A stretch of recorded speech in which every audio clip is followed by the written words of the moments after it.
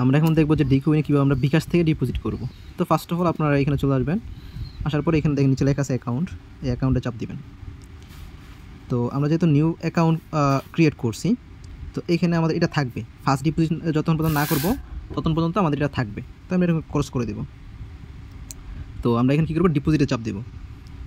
ডিপোজিটে চাপ দেওয়ার পরে আমরা এখন কী থেকে ডিপোজিট করবো সেটা আমরা এখানে সিলেক্ট করবো, বিকাশ নাকি হচ্ছে নগদ। তো আমি এখানে বিকাশ থেকে ডিপোজিট করবো, বিকাশটা সিলেক্ট করলাম চাপ দিয়ে। তারপরে এখানে দেখেন কত সিলেক্ট চ্যানেল লেখা আছে, এখানে কতগুলো চ্যানেল দেওয়া আছে।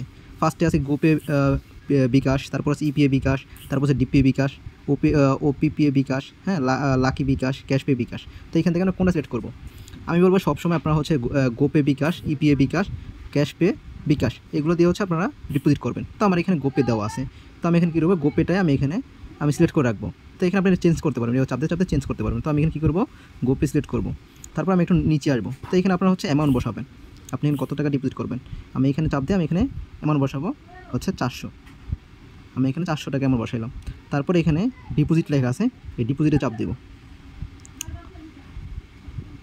তো এখানে একটা লোড নিবে, তারপরে এখানে হচ্ছে আপনার একটা নাম্বার দিবে। তো এখানে হচ্ছে আপনার এখানে লেখা থাকবে যে আপনি কী করতে হবে, এখানে সেন্ড মানি করতে হবে নাকি হচ্ছে ক্যাশ আউট করতে হবে।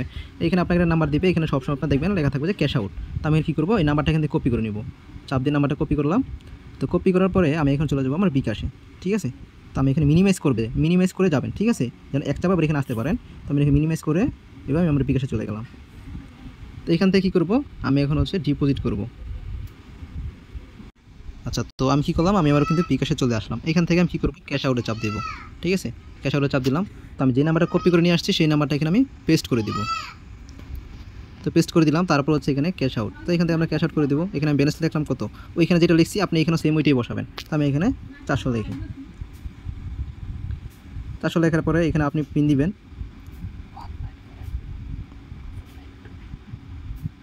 তো আমি এখানে পিন দিলাম, তারপরে এখানে আমি এটা ক্যাশ আউট করে দেই। আচ্ছা, তারপর এখান থেকে হচ্ছে আপনার এই যে ট্রানজ্যাকশন আইডি যেটা আছে সেটা আপনি এখানে কপি করে নেবেন। কপি করে দিয়ে আপনি এক চাপে আবার মিনিমাইজ করে আপনি আবার এখানে চলে আসবেন। এখানে আসার পরে এখানে লেখা আছে হচ্ছে আপনার রিচার্জ সম্পূর্ণ করতে অনুগ্রহ করে লেনদেন আইডিটি লিখুন। এখানে আমি ট্রানজ্যাকশন আইডি বসাই দেবো, পেস্ট করে দেবো। পেস্ট করে দেওয়ার পরে এখানে লেখা আছে জমা দিন, এই জমা দিনে চাপ দিবেন। এই যে এখানে লেখা আছে কি সফলভাবে দাখিল হলো। আচ্ছা, তো আমরা এখানে 30 সেকেন্ড একটু ওয়েট করবো। একটু ওয়েট করবেন, একটু ওয়েট করার পরে আপনি আপনার অ্যাকাউন্টে চলে যাবেন। তো আমি এখান থেকে কী করি, ব্যাক করে দিই। আচ্ছা দেখেন, এখানে কিন্তু ন্যানো সেকেন্ডের ভিতরে কী হচ্ছে, আমার টাকাটা কিন্তু অ্যাড হয়ে গেছে। তো এখানে আসার পরে এটা আপনারা ক্রস করবেন না, যেহেতু ফার্স্ট ডিপোজিট করছেন এখান থেকে আপনার একটা বোনাস দিবে, হ্যাঁ, সেই বোনাসটা আপনি নিয়ে নেবেন। তো দেখেন এখানে কিন্তু আমার টাকাটা কিন্তু অ্যাড হয়ে গেছে।